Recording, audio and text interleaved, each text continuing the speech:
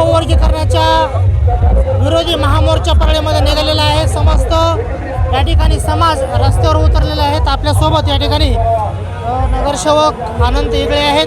काय भूमिका आहे तुमची? समस्त समाज या ठिकाणी आरक्षणाच्या विरोधात, उपवर्गीकरणाच्या विरोधात सध्या रस्त्यावर उतरलेला आहे।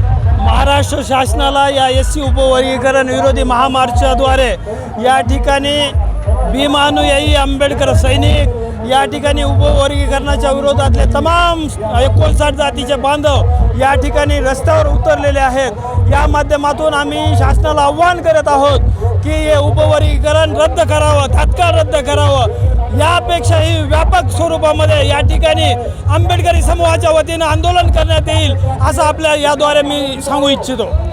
उपवर्गीकरणाला जिम्मेदार नेमकं कोण आहे? उपवर्गीकरणाला या ठिकाणचं RSS, या ठिकाणचं भारतीय जनता पार्टीचं सरकार जिम्मेदार आहे। या ठिकाणी सर्वोच्च न्यायालयाने फक्त उपवर्गीकरणावर विचार करा असं स्टेटमेंट दिलेलं आहे। कुठल्याही प्रकारचा अध्यादेश वगैरे काढलेला नाही, परंतु या ठिकाणी महार मांग या दोन जातीमध्ये वाद लावण्याचं काम या ठिकाणी RSSच्या वतीनं केलं जात आहे।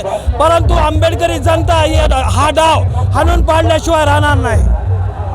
डॉक्टर बाबासाहेब आंबेडकरांचा काय भूमिका आहे आपली? आपण देखील या ठिकाणी रस्त्यावर उतरलेलो आहोत। उपवर्गीकरण हा रद्द झालं पाहिजे, आमची एवढीच भूमिका आहे। यासाठी आम्ही रस्त्यावर उतरलेलो आहोत। आम्ही सर्व भीमसैनिक या उपकरणाच्या विरोधामध्ये आहेत, त्याच्यामुळे या सरकारचा आम्ही जाहीर निषेध करतो। डॉक्टर बाबासाहेब आंबेडकरांचा। सन्माननीय मुख्यमंत्री यांना आम्ही या मोर्चाद्वारे सांगू इच्छितो, महाराष्ट्रामध्ये अनेक प्रश्न पडलेले आहेत।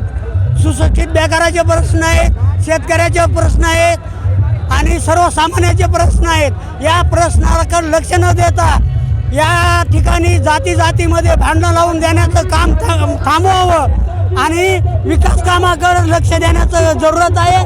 जातीमध्ये भांडणं लावून देण्याची जरूरत नाही आहे।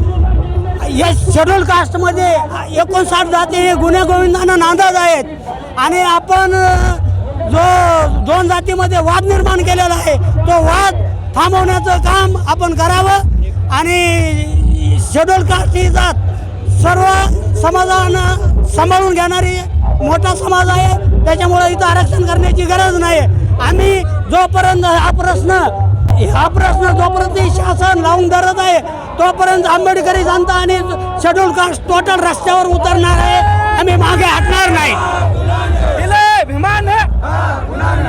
कालच सिंदखेड तालुका गेवराई या ठिकाणी एका मातंग महिलेचा अंत्यविधी करू दिला जात नाही, तर ही घटना ही बीड जिल्ह्यात निंदनीय घटना आहे। मातंग समाजाला आपल्या मार्फत आव्हान आहे, जर तुम्ही वेगळे राहाल तर अशा प्रकारचे तुम्हाला वारंवार घटनेला सामोरं जावं लागेल। अजिंक्य भैया चांदणे यांनी काल पोस्ट केली की या देशामध्ये गाईला जागा मिळते पण आमच्या बाईला जागा मिळत नाही।